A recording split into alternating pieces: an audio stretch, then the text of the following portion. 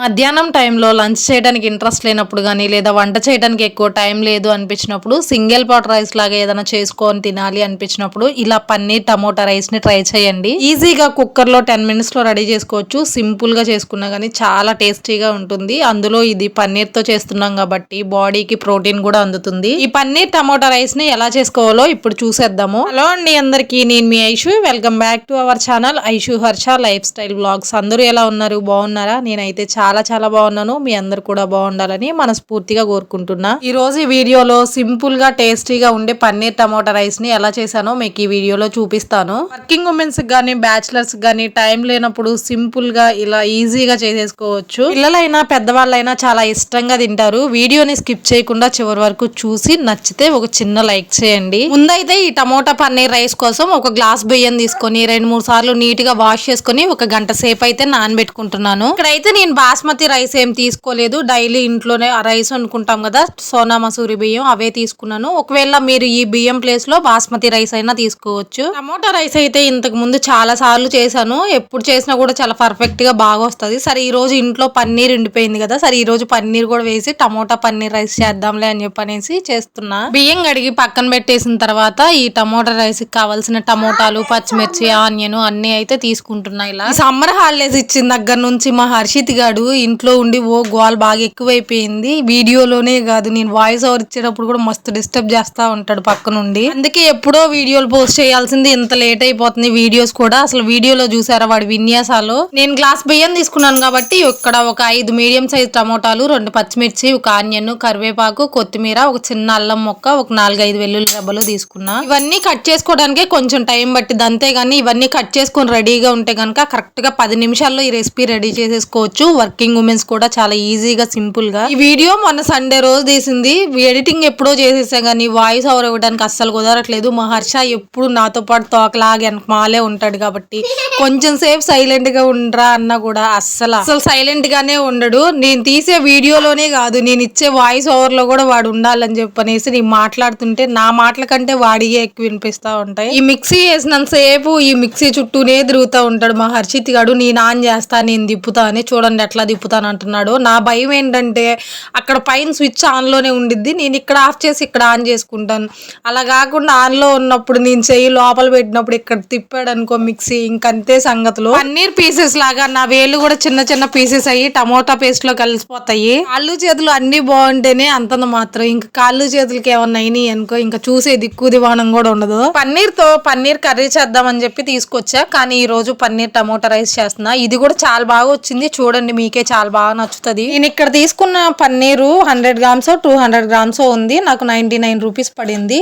వీటన్నిటిని కూడా చిన్న క్యూబ్స్ లాగా పీసెస్ లాగా కట్ చేసుకొని ఒకసారి వాష్ చేసుకోవాలి. నేనైతే ఇక్కడ రైస్ కుక్కర్ లోనే ప్రిపేర్ చేద్దాం అనుకుంటున్నాను. అందుకే ఇన్ని గిన్నెలు ఎందుకులే అని చెప్పనేసి ఈ కుక్కర్ లోనే కొంచెం ఆయిల్ వేసుకొని కట్ చేసుకున్న పన్నీర్ పీసెస్ వేసుకొని ఒక చిటికెడంత సాల్ట్, చిటికెడంత పసుపు వేసుకొని ఇవి లైట్ గోల్డెన్ బ్రౌన్ కలర్ లో వచ్చే వరకు మంచిగా ఫ్రై చేసుకోవాలి. ఈ పన్నీర్ పీసెస్ మంచిగా ఫ్రై అయ్యి కలర్ చేంజ్ అయిన తర్వాత ఒక గిన్నెలోకి వాటర్ తీసుకొని ఆ వాటర్ లోకి వేసుకోవాలి. ఈ పీసెస్ అన్ని కూడా ఇలా వాటర్ లో వేసుకోవడం వల్ల ఈ పన్నీరు గట్టి పడకుండా సాఫ్ట్ గా ఉంటది. మనం రైస్ లో వేసుకొని తినేంత వరకు కూడా. పన్నీరు ఇందులో ఫ్రై చేయడం వల్ల లైట్ గా అడిగంటినట్టు అనిపించింది. మీరు మాత్రం వేరే కడాయిలో పన్నీర్ ఫ్రై చేసుకొని రైస్ కి వేరే గిన్నె పెట్టుకోండి. పన్నీరు ఫ్రై చేయంగా మిగిలిన ఆయిల్ లోకి 2-3 టేబుల్ స్పూన్ల నెయ్యి కూడా వేసుకొని ఇందులోనే బిర్యానీ స్పైసెస్ అన్ని వేసుకొని పచ్చిమిర్చి, కరివేపాకు, అల్లం వెల్లుల్లి పేస్ట్, వీటితో పాటు ముందుగా మనం కట్ చేసుకున్న ఆనియన్ కూడా వేసుకొని పచ్చివాసన పోయి లైట్ గోల్డెన్ బ్రౌన్ కలర్ లోకి వచ్చేలాగా ఆనియన్ కూడా మంచిగా ఫ్రై చేసుకోవాలి.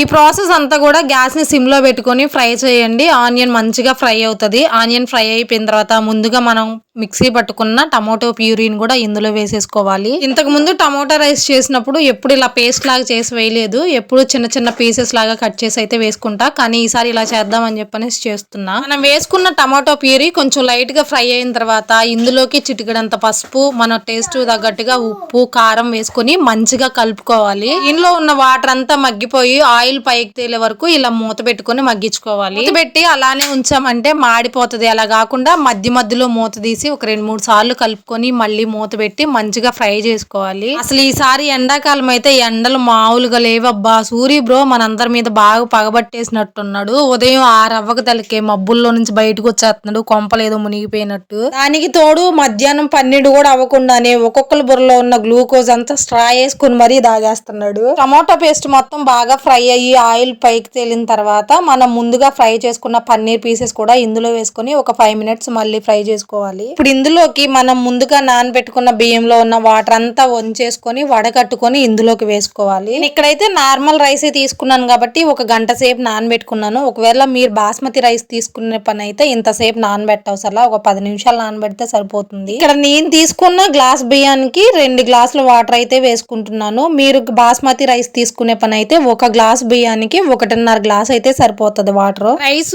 ఎంత ఎక్కువ క్వాంటిటీలో చేయాలి అన్నా సేమ్ ఇవే కొలతలతో ట్రై చేయండి. రైస్ పొడి పొడిగా చాలా బాగా వస్తుంది. ఈ ఎండల వల్లేమో పని చేసినా చేయకపోయినా కూడా నీరసం వస్తుంది. ఈ రోజు వంట చేయాలని అస్సలు ఇంట్రెస్ట్ లేదు. అందుకే నా మోకాల్లో ఉన్న బ్రెయిన్ కి పదును పెట్టి 10 నిమిషాల్లో రెడీ అయ్యే పన్నీర్ టమోటా రైస్ అయితే చేస్తున్నా. ఫైనల్ గా ఇందులోకి గరం మసాలా యాడ్ చేసుకుని కొత్తిమీర కట్ చేసుకొని వేసుకోవాలి. గరం మసాలా నేను ఇంట్లో ప్రిపేర్ చేసుకున్నది అయిపోయింది, అందుకే ఇలా ప్యాకెట్ గరం మసాలా అయితే వేస్తున్నా. అన్ని వేసుకోవడం అయిపోయిన తర్వాత రైస్ మొత్తం ఒకసారి ఇలా కలుపుకోవాలి. రైస్ మనం నానబెట్టుకున్నాం కాబట్టి ఎక్కువసేపు కలిపేసామంటే విరిగిపోతాయి. అంతసేపు కాకుండా జస్ట్ ఒక్కసారి అలా కలిపేసుకొని ఫైనల్ గా టేస్ట్ చూసుకోండి. ఉప్పు సరిపోలేదు అనిపిస్తే ఈ టైంలోనే కొంచెం యాడ్ చేసుకోండి. లాస్ట్ అండ్ ఫైనల్ గా కసూరి మేతి ఉంటే కొంచెం ఇలా చేతిలో వేసుకొని క్రష్ చేసుకొని వేసుకోండి, ఇంకొంచెం టేస్ట్ బాగుంటుంది. ఇప్పుడు కుక్కర్ మూత పెట్టి హై ఫ్లేమ్ లో 4 విజిల్స్ వచ్చే వరకు పెట్టుకుంటే సరిపోతుంది.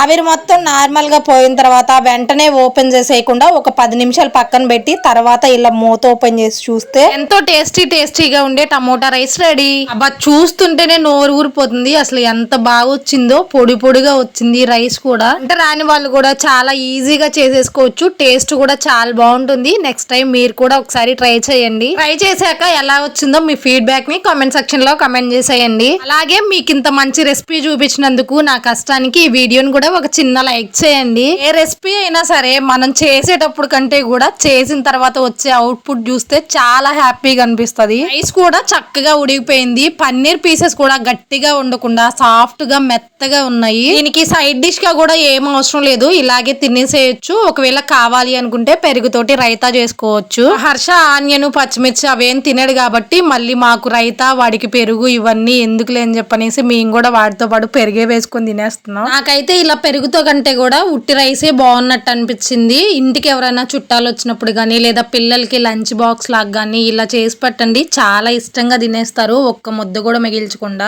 కొన్ని సార్లు పన్నీర్ పీసెస్ గట్టిగా అయిపోతాయి కదా, మనం వాటర్ లో వేసి పెట్టాం కాబట్టి ఈ పన్నీర్ పీసెస్ సాఫ్ట్ గా మెత్తగా అలాగే ఉన్నాయి. చిన్నపిల్లలు చికెన్లు మటన్లు తినని వాళ్ళు ఎవరన్నా ఉంటే ఇలా పన్నీర్ తోటి డిఫరెంట్ రెసిపీస్ చేసి పెట్టండి. ఈ పన్నీర్ లో మంచి ప్రోటీన్ ఉంటుంది. హర్ష ఆమ్లెట్ ఒక్కటి తప్పనిచ్చి చికెన్లు మటన్లు అవి ఏం తినడు, వాడి కోసమే ఈ తిప్పలన్నీ కూడా. ఈ పన్నీర్ ను కూడా ఆమ్లెట్ అని చెప్పి చిన్న ముక్కలు చేసి ఇచ్చా, అందుకే తింటున్నాడు. ఇంతవరకు నా వీడియో చూసారంటే ఖచ్చితంగా మీకు ఎంతో కొంత నచ్చే ఉంటుంది కదా. వీడియో నచ్చితే నా కష్టానికి ఒక చిన్న లైక్ చేసి సబ్స్క్రైబ్ చేసుకొని సపోర్ట్ చేయండి. ఈ వీడియోకి మీరు ఇచ్చే ఓ చిన్న లైక్, మీరు పెట్టే ఓ చిన్న కమెంట్ చూసినప్పుడల్లా నాకు చాలా హ్యాపీగా అనిపిస్తుంది. ఇలాంటి వీడియోస్ మీకు నచ్చుతున్నాయో లేదో నాకు కూడా తెలుస్తుంది. ఇంకా ఇలాంటి మరిన్ని మంచి వీడియోస్ ఇంకెన్నో చేయాలని నాకు కూడా మోటివేటెడ్ గా ఉంటుంది. తప్పకుండా లైక్ చేసేయండి. మరో మంచి వీడియోతో నెక్స్ట్ వీడియోలో కలుద్దాం. Bye bye.